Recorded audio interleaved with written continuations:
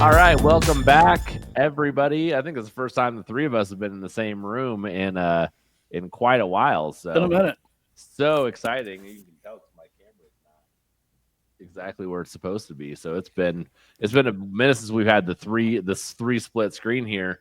We're gonna talk about some NHL picks and some soccer picks today. Obviously, it's a slow summer season going on, so we're talking about whatever sports we have. Excited to dive right into these though. Yeah, y'all have any surprises from the sports weekend? I kind of regret not have. I watched a lot of French Open tennis this weekend. That was about most of my sports weekend though. I didn't watch much sports this weekend, but the Stanley Cup series has been a blast to this point. It has left nothing to be desired. So that's where all my psyche is right now. Yeah, you're spot on there. I really want Edmonton to win because I just hate Florida Yep. hockey. It just really drives me crazy. Um, but I was kind of glad that Florida did win because I want this to go seven because I want to Oh, keep yeah. smashing my bets because they keep cashing. Um, we have to alternate it up a little bit this week, but I'm still excited for it. But I was watching a lot of World Cup qualifying soccer. World Cup is still a year away, but World Cup qualifying starts in earnest, especially in places like Europe, where a lot of the Nations League teams are Yep. just now jumping into the campaign. So it's super fun because like how the qualifying is set up is only one team from each group gets automatic qualification.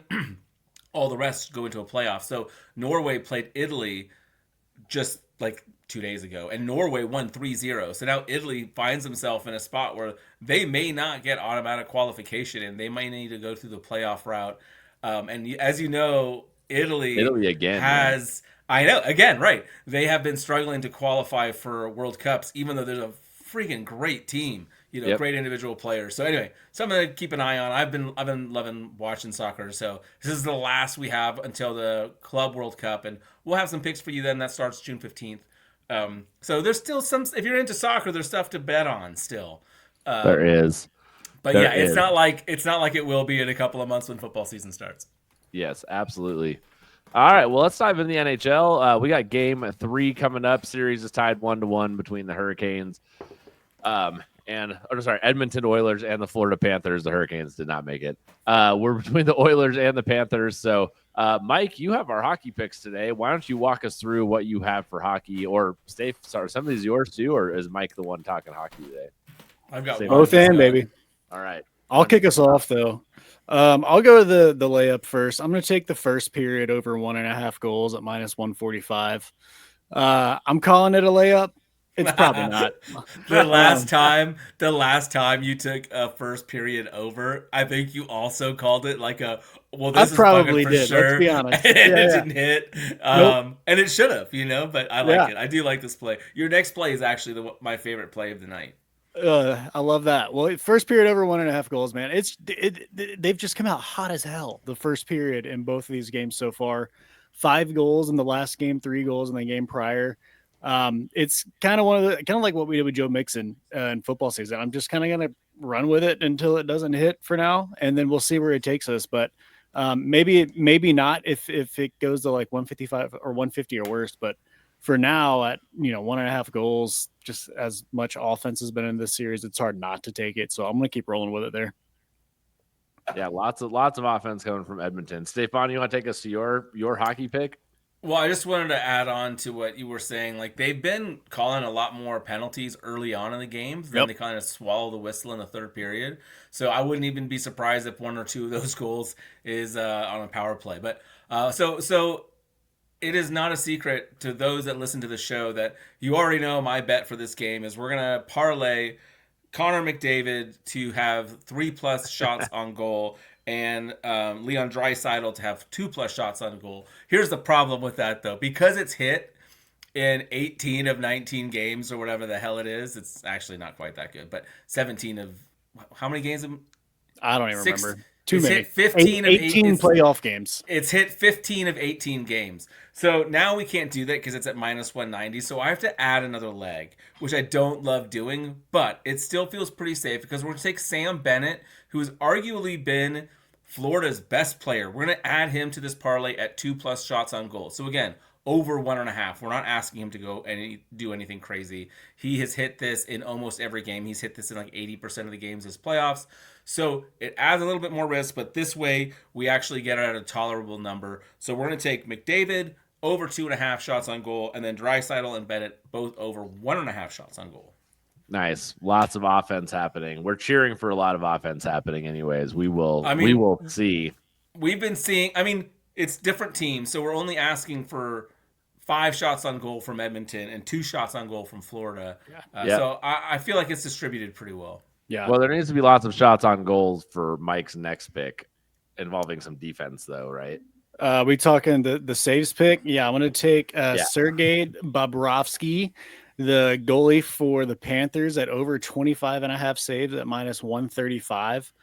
Dude, we've had 40+ shots on goal from both of these teams in the first 2 games. Yeah. It's a lot of shots on goal. And that's not just because of overtime, too. Like, what's happening in the first 3 periods. Right. They're finishing the first 3 periods with 38, 39 shots on goal. It's insane. In the regular season, the Oilers averaged 32 shots on goal. I say in the regular season plus the first 3 rounds of the playoffs, so not counting the first 2 games. With that, Bobrovsky has a save percentage of .906. If those 2 things happen, that gives him 28 saves alone. Not to mention how many shots on goal have been happening the first 2 rounds. So this one feels, it's sticking with the basketball reference, like a slam dunk to me. We got a layup and a slam dunk happening in hockey. The next one's a 3, baby. It's all good. Nah, man, this is my favorite play of the week by far. I also like the Skinner play of, it was like 20. He's normally like 1 shot less, so 24 shots on, or 24 saves. But we won on that last week, so I'm just mixing it up. Go play them both. Like, as many shots are happening, go play them both. I love that. One more hockey pick for us, though. We're not done. No, we're not. So we'll get these all up on the screen for y'all at the end. If you're watching on YouTube, it's a lot of parlays and other kinds of things happening. So we'll get it all on the screen for you here soon. Go ahead. Yeah, last hockey play is going to be Panthers team total over 2.5 goals, plus Connor McDavid to have 3+ shots on goal.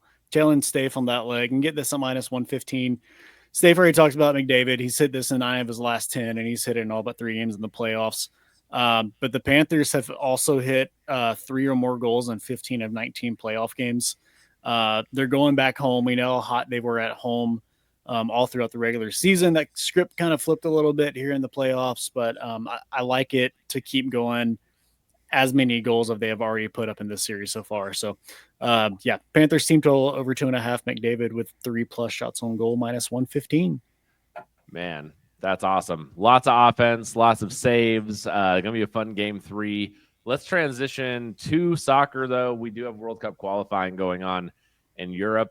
Some exciting games happening there. Oh, and in South America. So, Stefan, why don't you talk to us about this Polish game and my boy Lewandowski. Lewandowski, yeah, Barcelona's striker. He is playing for Poland. He's not injured. He's fit, and I expect him to be the difference in this game.